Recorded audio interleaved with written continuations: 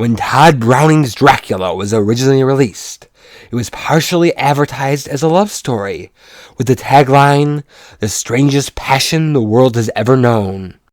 4 years earlier, Todd Browning made the second strangest, The Unknown. It stars Lon Chaney and is my favorite silent movie. So, in case it's unknown to you, let's go back to the quiet days of 1927 and review The Unknown.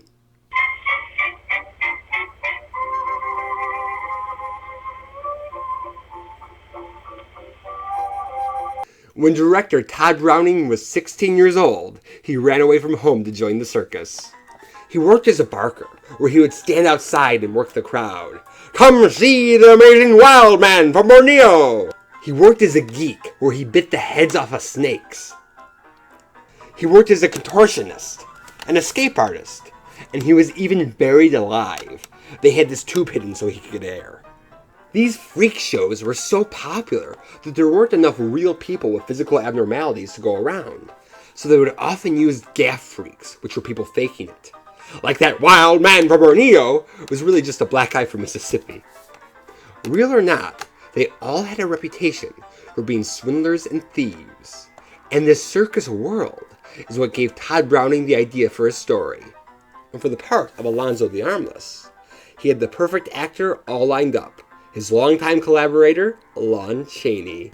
They first worked together in 1919 with The Wicked Darling and made a total of 10 movies together. Lon developed a reputation for elaborately transforming his face and body for his roles. He always did it himself and was called the Man of 1,000 Faces. For the role of Alonzo the Armless, Lon didn't need a big face makeup, but he did have to wear a leather harness to conceal his arms. He would wear it for hours. Between scenes, Todd Browning would ask, "Lon, don't you want to untie your arms?" And Lon would reply, "No, the pain I am enduring now will help with the scene. Let's go." For the scenes of Alonzo doing fancy footwork, Lon would do it in the long shots. But for the medium shots and close-ups, for the first time, he had to use a carefully concealed double for his legs. The real-life armless man, Paul Dismuke. After the movie, he worked with the Algie Barnes Circus and was billed as the man who doubled for Lon Chaney's legs in The Unknown. Horror movies, the way we think of them now, weren't really a genre yet in American film, until Todd Browning made Dracula 4 years later. So The Unknown is really a drama and a love triangle. But with Chaney's expertise in playing bizarre characters, and Todd Browning's fascination for all things bizarre, it's a sort of pre-horror film. And indeed, one of the darkest and strangest passions ever told. Alonzo is a criminal with a deformed thumb, so to avoid being caught by the police, he uses a special harness to hide his arms, and works in the circus as an armless knife thrower. Both Alonzo and Malabar the Strongman are in love with Nanan, but Alonzo seems to have the upper hand, because Nanan has an extreme phobia of men's hands. Nanan's father, the cruel owner of the circus, who has already beaten up Alonzo, discovers that Alonzo has arms, so Alonzo kills him. To avoid capture, and to win Nanan, Alonzo has his arms surgically removed. But while he's recuperating, Nanan gets over her fear and becomes engaged to Malabar. Shocked, Alonzo plots a sinister revenge. To demonstrate how strong he is in his new act, Malabar has his arms tied to horses on treadmills running in opposite directions. But Alonzo stops the treadmills suddenly to pull Malabar's arms out of their sockets. The Unknown has all the elements of a horror movie. A creepy setting, strange physical deformity, and murder! But it's not a horror movie, it's a love triangle. And that actually makes it more disturbing. Love triangles are perhaps the most popular plot out there. From Shakespeare to General Hospital, we've all seen them. So right away, we know certain things to expect, and we understand what the characters are feeling. Like we just know Alonzo is jealous of Malabar. But while the story is following that pattern, you're also going down a rabbit hole of one weird twist after the other. The big one is when Alonzo realizes that if Nanan finds out I have arms, she won't love me. I have to have my arms cut off. Many of us have made big sacrifices for love. He just makes the biggest. Unfortunately, after he's recovered, he finds that Nanan is no longer afraid and is engaged to Malabar.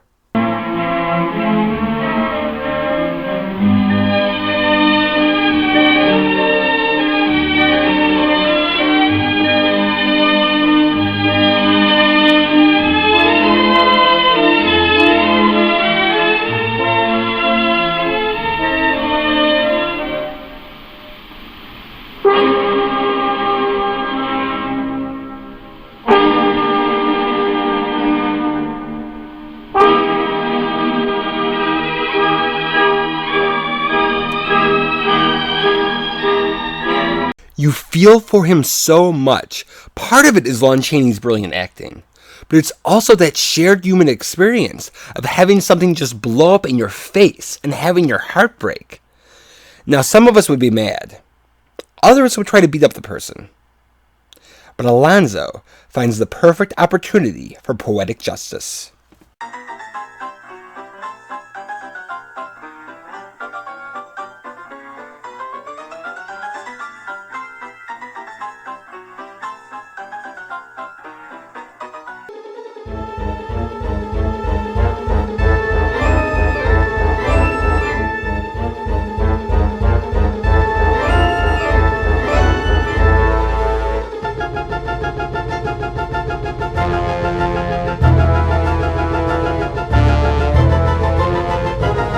This scene deserves to be on every scariest movie scene list. The setup is super creative, it's suspenseful with the horses going fast, and you just cringe when you see Malabar's arms being pulled. It's like you feel it. And it's scary because Alonzo is so into killing him. What makes The Unknown so haunting is that every crazy, scary act is based on a normal and relatable human emotion.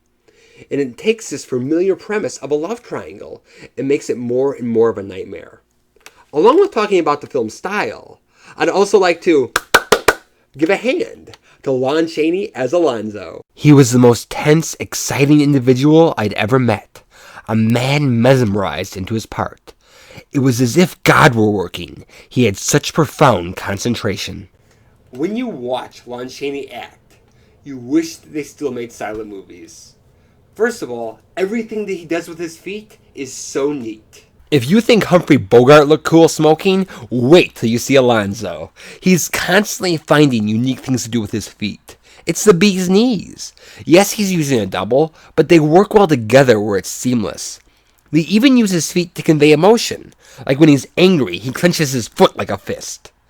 To give the impression that his arms are missing, Lon wore a tighter coat in the beginning, and then a bigger size later on, so it looked like there was missing flesh. His double thumb looks sufficiently creepy too. And as always, he adds so much imaginative body language and facial expressions to help convey realism and emotion. When he's with Nanan, he has this beautiful smile, so you know he loves her, and you're on his side. And then you find out he has arms, and he's a sly and crafty criminal. They don't tell you if he's killed people before, but it's implied, because he'll do this facial expression of vicious rage that gets more bloodthirsty throughout the film.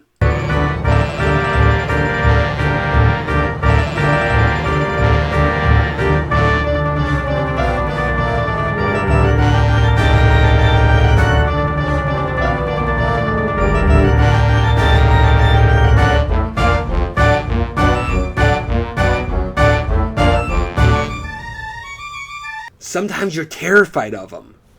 Other times your heart breaks for him. But no matter what, you can't take your eyes off him. And speaking of being terrified of people, there's the 22-year-old, young, beautiful, sexy, and sultry Joan Crawford. Joan would become a Hollywood icon. And she said that she learned more about acting from Lon Chaney, both by just observing him and by his actual advice, than anyone else in show business. He even helped her cry on camera. She couldn't do it, but he went up to her and said, "Everything's just all right." And by the sympathy in his voice, not only was she able to cry for the scene, she would eventually become such a pro at it that she could control which eye produced the tears. Being afraid of hands is such a weird phobia to have, but her anxiety seems so deep-rooted that it makes you believe it. She actually does love Malabar and is miserable that she's afraid.